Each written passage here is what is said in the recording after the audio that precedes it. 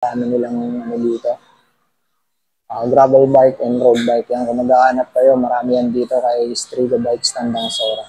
Tapos cockpit niya, integrated drop bar. Full aluminum alloy 6061. Full internal cabling, mga idol, napakalinis. Ayan. Wala ka nang makikitang wire na nakaano dyan. Nakalabas pati dito sa kanya, integrated. Yun mga idol, welcome back kami dito sa ating YouTube channel.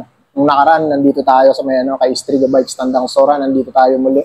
Nung nakaraan, binacheck natin yung Pinewood na bago dito, yung gravel bike. Kaya lang wala na silang stock ngayon.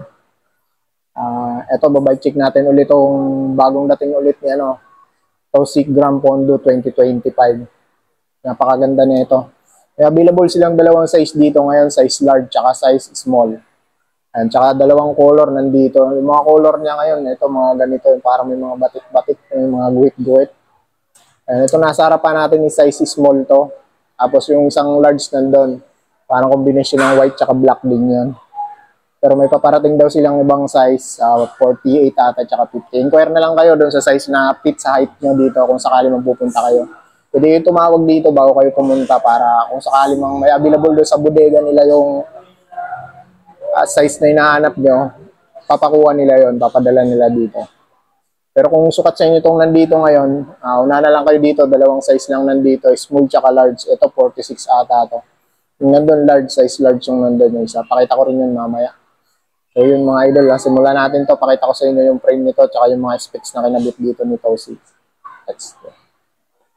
So yun mga idol, yung frame nito ni Tausig Gram Pondo 2025 is aerodynamic frame mga idol, na napakaganda ng mga kulay niya ngayon, no? Ganyan yung style ng mga kulay niya ngayon. Ito kombinasyon ng white tsaka gray, parang gray. Ito yung decals niya, kulay gray. Tausig, ayan, size small to. Alloy 6061 to mga idol, no? Ito full aluminum naman na to. Stainless box lang yun. Ayan, tapos nandito yung model niya sa baba na Grand Pondo. Ayan, napakaangas, no? Ayan, yan yung frame niya. Pasilip ko lang sa inyo yung frame niya. Tapos ito yung port niya. Aluminum rin to yung port niya. Aluminum port. Internal cabling niyan. Ayun, dun lumabas yung kanyang kable. Ayan. Okay. Ayan yung YouTube niya. Ganda ng YouTube. Ang kinis ng pagkaka-welding nito mga idolo. Ayan. Kinis. Pati dito sa kanyang top tube. Ayan, nandyan yung warning niya sa top tube niya. Phone lang gamit natin mga idol, kaya yun, medyo nagbablur siya ng konti, ayaw mag-focus. Ayan, no. Okay, nandito yung lock ng seat post niya sa may loob na to. Tapos siya, may lagayan siya ng dalawang dito, battle cage. Dalawa na. Ayan. Saddle niya, ayan yung saddle niya, buds na buds yung mga saddle niya, malambot, may butas sa gitna. Ayan. Okay. Alloy na rin yan, aluminum na rin yung kanyang saddle. Ang drop bar nito is integrated na, ayan, Ayan, integrated na siya. Usong-uso na yung mga integrated drop bar ngayon. 400mm ang haba ng kanyang drop bar. Ayan. So, ayan. Tapos, dito na tayo sa kanyang hydraulic. Ito, Sensa. 10 speed to. 2x10 speed, no? Sensa HRD, ayan, Sensa. Yung PHI ito na, Sensa. 2x10 speed. Sa kanyang bar tip, goods na goods ang bar tip nito mga idol. Ayun, napakaganda.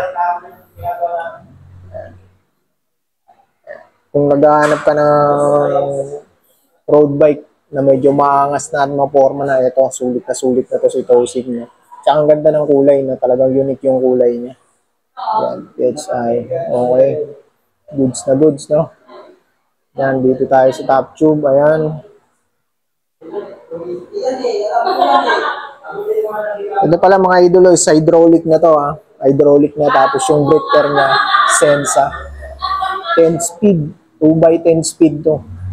Okay na. Ayan, ang ganda rin ng niya dito. Pagkakayari sa kanya dito sa kanyang chainstay. Allowance ng gulong niya, ayan, pwede nyo pa lakihan yung gulong nyo. Dito sa nakakabit na stock sa kanya.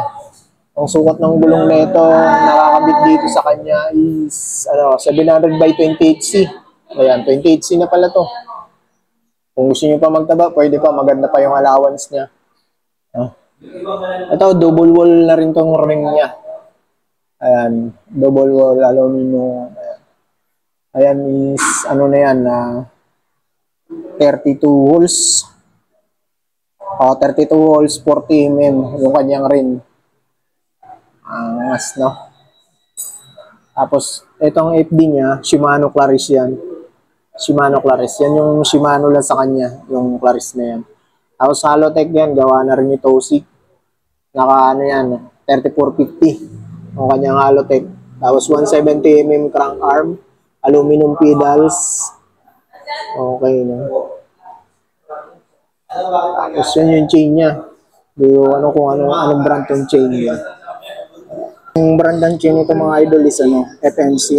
Tapos itong cards niya is 1132. Ang brand ng sprocket niya mga idol is Zaragoza pala ito mga idol, no? 1132. Yan yung kanyang sprocket.